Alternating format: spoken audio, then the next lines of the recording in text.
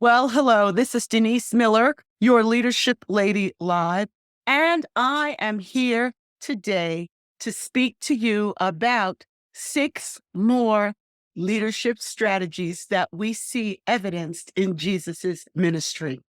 So far for the month, we have covered 13. These 6 will bring us to 19. And then next week, at the very beginning of the week, there'll be the most important strategy of all that we will cover.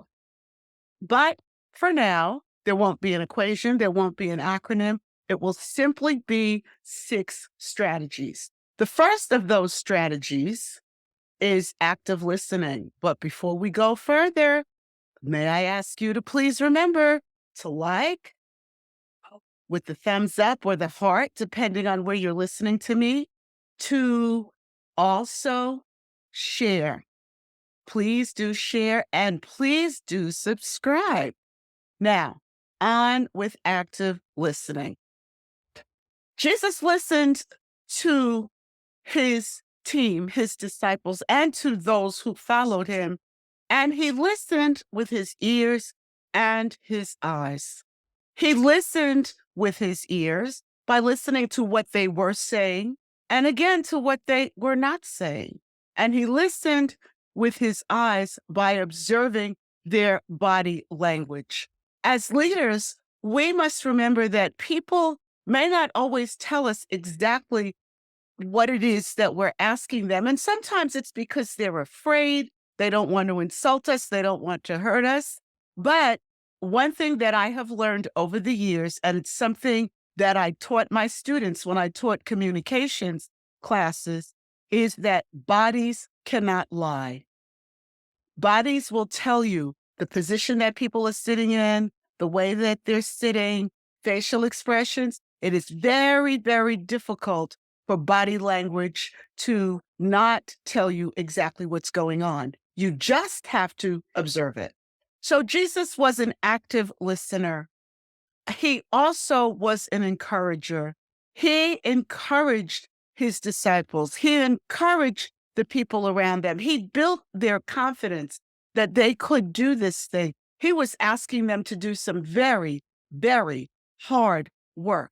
And he encouraged them to do it, to get it right, to go ahead, not to give up. He was most definitely an encourager. He also empowered them. He didn't just tell them, you can do it, but he gave them the authority. There was the time that he sent out the 70 and told them that he gave them authority to do all kinds of things. And when they came back, they were so excited because those things actually happened.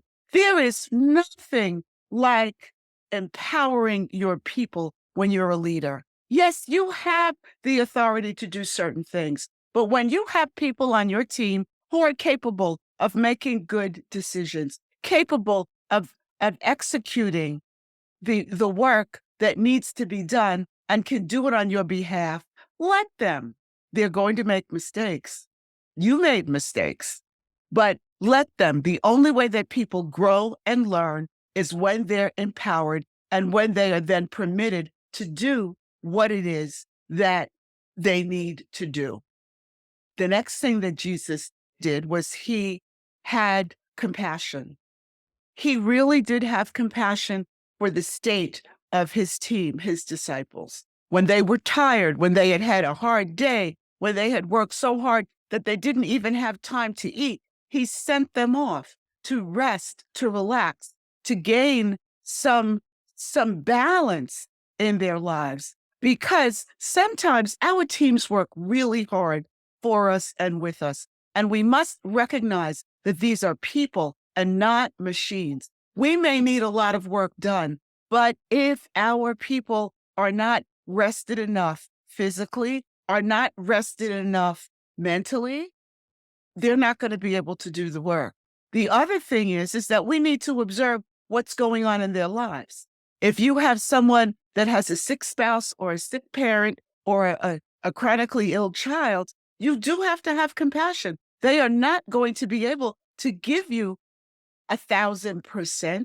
because they have other worries. So your question needs to be, what can I do to help this individual? How can I lift some of the burden? Now, you may not be able to physically go and take care of someone or send money even, but you can give them time off. You can give them assignments that are perhaps a little bit easier or have a little bit longer deadline. You can simply ask how things are going. So often people just want to be seen.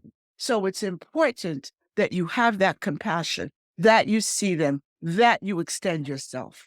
Also, as leaders and as a leader, as the consummate leader, Jesus did have to correct people. Most of the time, his correction was gently moving them to another place, gently moving them. But then there was the time that he had to turn around and really just get in someone's face. As the kids nowadays would say, he went gangster. But he only did that when it was a critical issue and a critical time. And then finally, Jesus had to resolve conflicts among the team members. And we are people. We all have our serrated edges and we scratch each other, sometimes intentionally, sometimes unintentionally. But as a leader, you've got to take those places where it looks like people are beginning to feud and you have to pull it together. If you want to have a team that's really well functioning, you must absolutely be sure that you take care of those conflicts. It is very, very important. If you don't have the tough conversations with conflict among team members and also with correction when you need to see an individual team member, your team will ultimately crumble from the inside because, frankly, as a leader, people will feel that you cannot be trusted. And so these are the 6 strategies that I wanted to have you consider this week, the last full week of April. And that brings us to 19. Again, active listening, encouragement, correction, empowerment, compassion, and conflict resolution. I wish you all the best for the rest of the week. And as I asked at the beginning of the video, please do hit the thumbs up.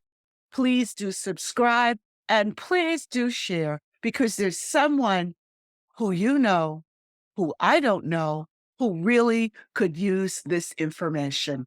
Thank you so very much for taking this time with me today and have a great balance of the week.